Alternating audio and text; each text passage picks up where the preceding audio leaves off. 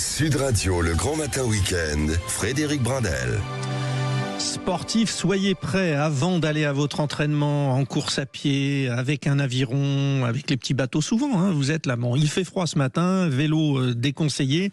Et puis il y a Jules Boscherini et son football pour commencer.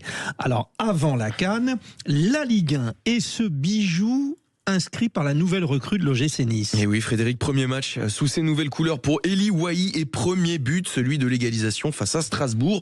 On est sur la gauche de la surface de réparation, crochet pour s'ouvrir l'angle de frappe et un enroulé magnifique, une pépite qu'on va revivre avec les commentaires de nos confrères de Ligue 1+. Là c'est bien joué, c'est un super ballon. Ce ballon, Eli Wahi passe les épaules devant Ljberg. Eli Wahi, premier ballon intéressant à jouer, la frappe d'Eli Wahi. Eli Wahi, quel joker! La première situation, quel début pour Monsieur Eli Wahi. But magnifique, mais malheureusement ça ne suffit pas pour s'imposer. Et Nice concède le match nul à domicile 1-1. Et dans les autres matchs de cette 17e journée de Ligue 1, on notera le succès de l'OL à Monaco 3-1 et la victoire de Rennes 2-0 sur la pelouse de Lille à l'issue d'un match tendu. Eli Wahi, ancien du Racing Club de Lens, qui est revenu. Entre autres. Bon, on retiendra le président du LOSC, qui a une nouvelle fois été virulent envers l'arbitrage, avec un carton rouge reçu par l'un de ses joueurs.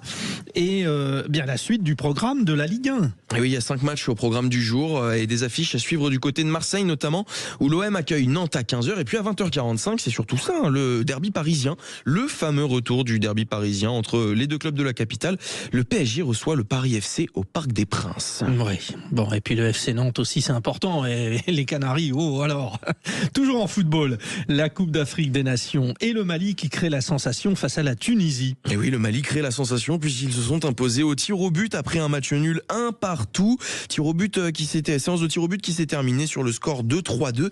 Et ce qui est encore plus surprenant, Frédéric, c'est que les Maliens ont été réduits à 10 dès la 26e minute de jeu et qu'ils ont égalisé en toute fin de match, toute fin du temps additionnel à la 96e minute. Et dans l'autre huitième de finale, le Sénégal s'est imposé 3-1 face au Soudan sans surprise. Et aujourd'hui, les huitièmes se poursuivent avec le Maroc, le pays hôte qui reçoit la Tanzanie à 17h et l'Afrique du Sud qui sera opposée au Cameroun à 20h.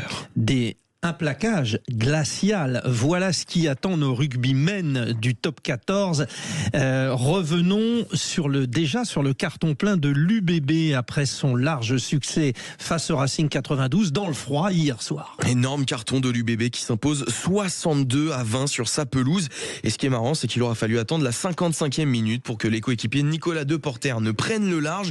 Et c'est d'ailleurs la stratégie payante de son équipe que ce dernier souligne à l'issue de la rencontre. La stratégie, c'était vraiment de les épuiser le plus vite possible, qu'ils explosent le plus vite possible et après quand le banc il est rentré, du coup c'était un peu plus facile car physiquement ils avaient plus de mal à se déplacer, à récupérer, donc même on a vu Damien sur la deuxième mi-temps, à un moment il joue vite, ils sont un peu à la ramasse, ce qui fait que derrière marque, donc c'était une belle stratégie et ça a plutôt marché, donc tout le monde est content ce soir. Et puis Frédéric, comment ne pas parler de la première victoire de Perpignan, 30-27 face à Toulouse, rien Toulouse que B, ça, Toulouse B certes, mais ça reste toujours prestigieux de battre les triples champions de France en titre, un soulagement pour le pilier Bruce Deveau qui souligne la mentalité de son équipe. Les 10 dernières minutes, je pense qu'on a mis un gros rythme, on a très très bien défendu, je pense que c'est le point fort de ce match. Et franchement, on n'a rien lâché jusqu'à la fin et je pense qu'on a une bonne dynamique. Et aujourd'hui, mentalement, franchement, on est mieux qu'en début de saison parce qu'à la fin, on lâchait un peu. Là, on a repris le rythme, on est retourné en seconde mi-temps et on a fait un gros match tous ensemble, on est restés soudés. Et de son côté, Clermont s'est imposé sur la pelouse de Montauban. Oui, ça laisse sans voix. Donc voilà, Clermont qui s'est imposé également sur la pelouse de Montauban. 34-19 pour le plus grand plaisir de Christophe Furios, l'entraîneur de l'ASM. Mission accomplie difficilement, dans le dur, mais je trouve avec autorité quand même. Après la grosse mentalité de la semaine dernière, je trouve on est sur le même tempo. Donc voilà, on n'est pas là pour montrer qu'on sait jouer au rugby, on est là pour gagner les matchs. Donc basta. Donc on sait qu'on sait jouer au rugby. On le sait, mais on n'est pas là pour montrer qu'on sait jouer au rugby. Voilà, donc on est là pour gagner les matchs. On sait qu'on va se régaler quand avec Christophe Furios toujours. Donc voilà. On le sait. Bon, et dans les derniers matchs qui ont été joués hier, Lyon s'est imposé à domicile 22-17 contre Pau. Montpellier explose l'Aviron Bayonnais 62-22 et le Stade Français qui s'est imposé 33-15 face à Castres.